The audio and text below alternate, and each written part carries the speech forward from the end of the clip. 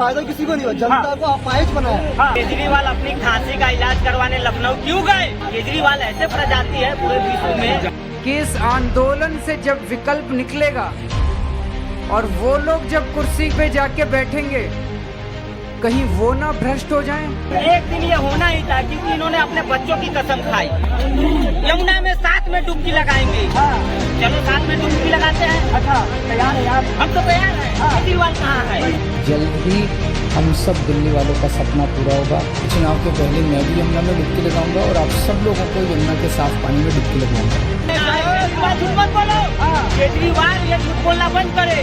देश की जनता जानती है एक बोतल पर एक बोतल दारू पूरे वर्ल्ड में कहीं भी नहीं हुआ है। आखिर जो है इससे फायदा किसको हुआ? कौन सा फायदा सर? चाहे शराब पेरी किया गया हो या फिर बस पेरी किया गया हो। जो कह रहे हैं कि फायदा किसी को नहीं हुआ, जनता को अपाहिज बनाया। जनता को अपाहिज बनाने का तरीका है। उन्होंने कहा कि 18 साल की लड़की जो ऊपर उसको 1000 रुपये महीना देंगे। अब कल को लड़की की मम्मी मैं क्यों पढ़ूँ, मुझे 1000 रुपये दे देगा। पापा मैं क्यों पढ़ूँ, मुझे 1000 रुपये दे देगा। दिल्ली की जनता को अपाहिज बनाने का तरीका है ये। ऐसा एक वही व्यक्ति करता है, साम्राज्यवादी होता है, एक इंपीरियलिस्टिक व्यक्ति होता है। वो जनता को अपाहिज बनाता है ताकि वो सत्ता में बना रहे और जनता उस पर निर्भर रहे और वो राज करता रहे। तो कोई भी अगर नेता होता है, नेता जनता के विकास की सोचता है, फ्री में सब कुछ बांटता नहीं है। और ये बांट भी नहीं रहा है, ये केवल जो है ढकोसला फिर रहा है। पंजाब में कहा था दूंगा, कहा दिया, तुमको 1,000 रुपये महीना मिलेगा भी नहीं। और दिल्ली का जो बजट है वो केवल नाम मात्र मुनाफे में है। मुनाफे में होता है सर। अरे क्यों, कहाँ दे रहे हैं? और ये कहाँ दे रहे हैं?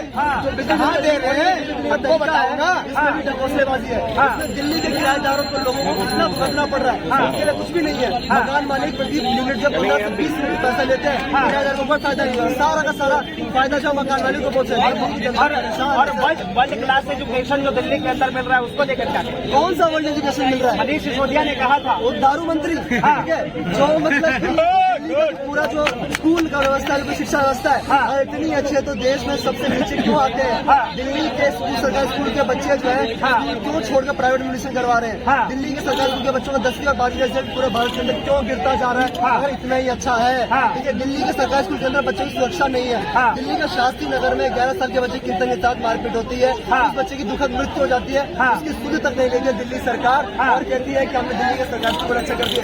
ऐसा जो दिल्ली के सरकारी स्कूल में मेरा बच्चा सुरक्षित नहीं है, जब मेरे बच्चों को 5-6 घंटे के स्कूल भेजूंगा तो उसका क्या फायदा? माँ जो है पहले सुरक्षा देखेगी फिर शिक्षा दिखेगी ना। तो आज माँ को पूछे क्या बीत रही है, तो दिल्ली का सरकारी स्कूल जो सारे विधायक वही आते हैं। अच्छा सर, एक और सवाल, जिस तरह से शिक्षा की बात हो गई, स्वास्थ्य की भी बात कर लेते हैं। केजरीवाल से कहा जाता है कि दिल्ली मॉडल स्वास्थ्य मॉडल जो है बिल्कुल एक नंबर है। किसी भी हॉस्पिटल में जाइए आपको इलाज एकदम टकाटक मिलेगा। तो केजरीवाल अपनी खांसी का इलाज करवाने लखनऊ क्यों गए? पूछ रही है जनता, जानना चाहती है जनता। जब इनकी जो है स्वास्थ्य व्यवस्था इतनी अच्छी है, जो बेंगलुरु जाके अपनी खांसी का इलाज करवाते हैं। झूठ बोलना बंद करे केजरीवाल। और ये केजरीवाल ऐसे प्रजाति है पूरे विश्व में, ऐसे प्रजाति। एक बात बताइए, एक सवाल आ रहा है मेरे मन में कि दिल्ली से प्रदूषण नहीं हटा तो आप लोगों ने केजरीवाल को ही हटा दिया। एक दिन ये होना ही था, क्योंकि इन्होंने अपने बच्चों की कसम खाई। इन्होंने बच्चों की कसम खाई। जो व्यक्ति अन्ना हजारे को अपमानित करने का काम किया, क्या कहा केजरीवाल ने? यमुना में साथ में डुबकी लगाएंगे। चलो साथ में डुबकी लगाते हैं। अच्छा तैयार है आप? हम तो तैयार हैं। केजरीवाल कहाँ है? मतलब यमुना में तैयार है। केजरीवाल कहाँ है? अच्छा, सारे झूठे ढकोसले थे। आज केजरीवाल एक भी टीटीसी बस नहीं खरीद पाए, जो पहले से थी। इलेक्ट्रॉनिक बसें तो आ गई केंद्र सरकार की योजना है। केजरीवाल झूठ मत बोलो। केजरीवाल ये झूठ बोलना बंद करे। देश की जनता जानती है ये दिल्ली में जो इलेक्ट्रिक बसें चल रही है, ये केंद्र सरकार ने दिल्ली की जनता के लिए, दिल्ली वासियों के लिए दिया है।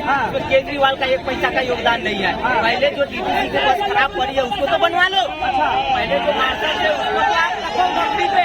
जो मार्शल हमारे भाई बहनों माताओं की सुरक्षा में थे, केजरीवाल ने उनको हटा दिया। क्या कहते हैं, काम नहीं करने दे रहा है, फलाना काम नहीं करने दे रहा है। किसी को काम करने से कोई रोक सकता है क्या? कभी नहीं रोकता। एलजी नामक एक ढाल बनाया है। अच्छा, भ्रष्टाचार करो एलजी वाला जो है ढाल से बच जाओ। भ्रष्टाचार करो एलजी वाला ढाल से बच जाओ। ये दोहरी नीति केजरीवाल की, ये गिरगिट को भी खेल कर दिए रंग बदलने में। अच्छा, गिरगिट प्रजाति की सोच है, ये हमसे बड़ा प्रजाति कौन सा? देखिए सर, केजरीवाल को गिरगिट कहा जा रहा है, सच में लग रहा है केजरीवाल गिरगिट है। अच्छा, दारू में 6% कमीशन था, 12% कर दिया। आज तक मैंने इस बार कमीशन बढ़ाओ, हमेशा एक्साइज और टैक्स बढ़ता है।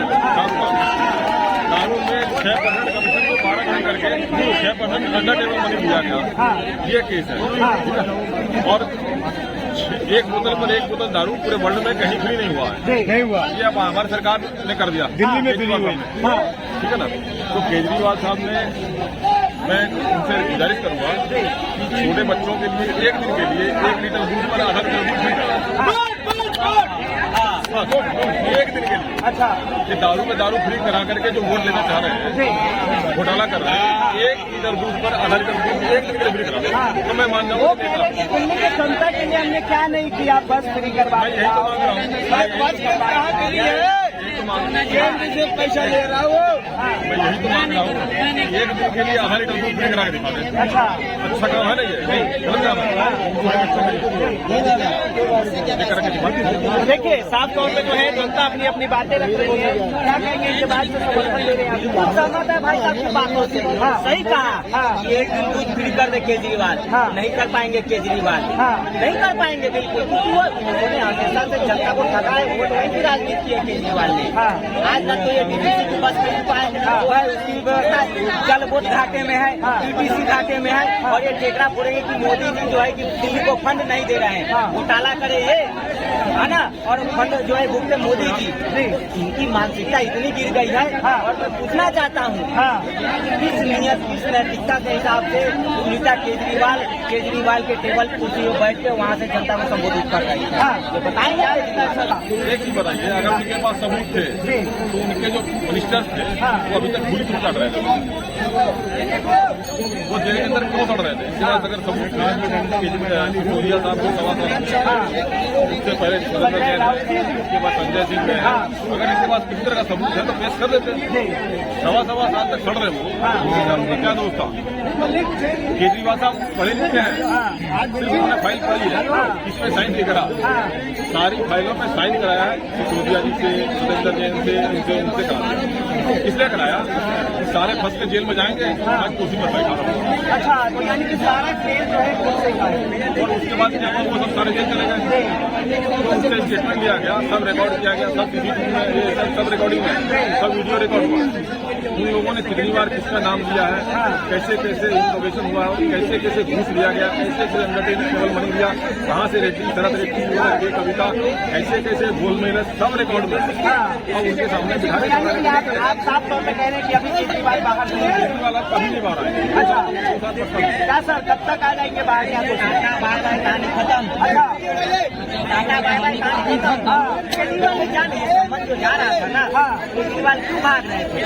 केजरीवाल जान रहे थे अब तो कोई रास्ता नहीं, आगे तो 2 पॉइंट है, राइट जाऊँ तो ईडी, लेफ्ट जाऊँ तो सीबीआई, है ना, इसलिए भाग रहे थे। और 9वें 10वें समान पे ईडी और सीबीआई इनको उठा के ले गए, जान रहे थे तभी जाना ही जाना।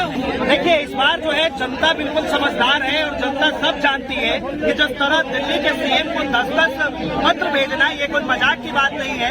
उनको पहले या दूसरे जिस तरह से समन भेजे गए थे उसमें जाहिर सी बात है कि उन्हें हाजिर होना चाहिए था और उन्हें जो है ईडी के सवालों का जवाब देना चाहिए था। लेकिन इसके बदले जो है अरविंद केजरीवाल बचते हुए नजर आ रहे थे और जिस तरह से 10वें समन के बाद मजबूरी में आखिरकार ईडी को जो है गिरफ्तार करना पड़ा। और साफ तौर पर ईडी ने आज रिपोर्ट के अंदर ये कहा है कि जिस तरह कानून हमें अधिकार देता है कि अगर कोई व्यक्ति समन देने के बाद भी नहीं पहुंचता है तो उसे जो है ईडी गिरफ्तार कर सकती है। इस चीज को लेकर आप सोचते हैं अपनी राय कमेंट बॉक्स में जरूर बताएं। फिलहाल के लिए देखते रहे न्यूज़ 100।